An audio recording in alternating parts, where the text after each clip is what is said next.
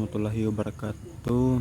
Sebelumnya perkenalkan saya Sikran Amruna dari kelas D dengan NIM 9414248087. Baik, jadi pada kesempatan kali ini kita akan membahas tentang salah satu studi kasus yang kita lihat dari atau kita ambil dari Perindo dan DJPPR, itu dengan studi kasus peringkat obligasi dan posisi outstanding SBN 2026.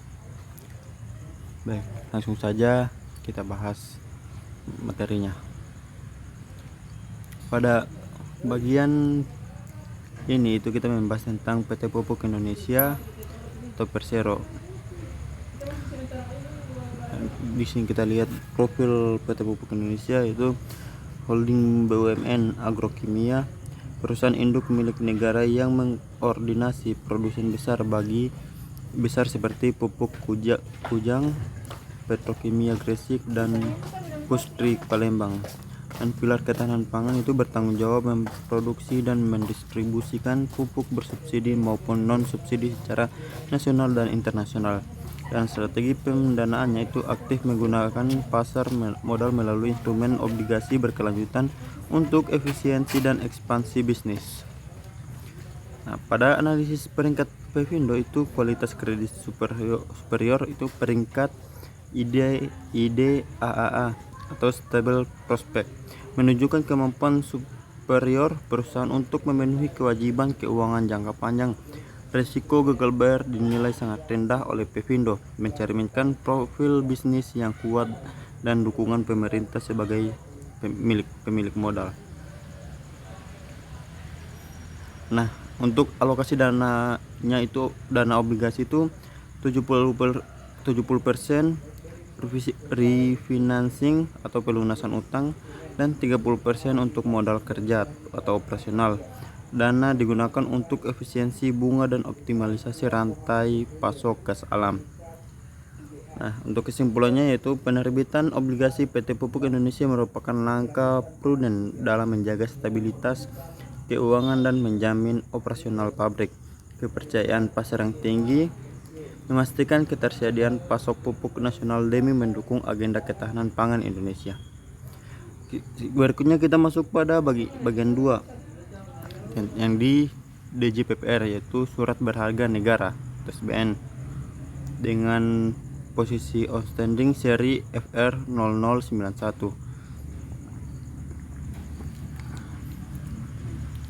Nah, untuk karakteristik seri FR0091 itu instrumen surat utang negara atau SUN. Seri FR0091 adalah instrumen fixed rate jangka panjang yang diterbitkan oleh pemerintah Indonesia melalui DJPPR. Diterbitkan untuk membiayai defisit anggaran atau APBN dan mendanai berbagai agenda pembangunan nasional lintas sektoral. Nah, pada rincian teknis dan outstanding itu ada parameter dan detail instrumen FR0091.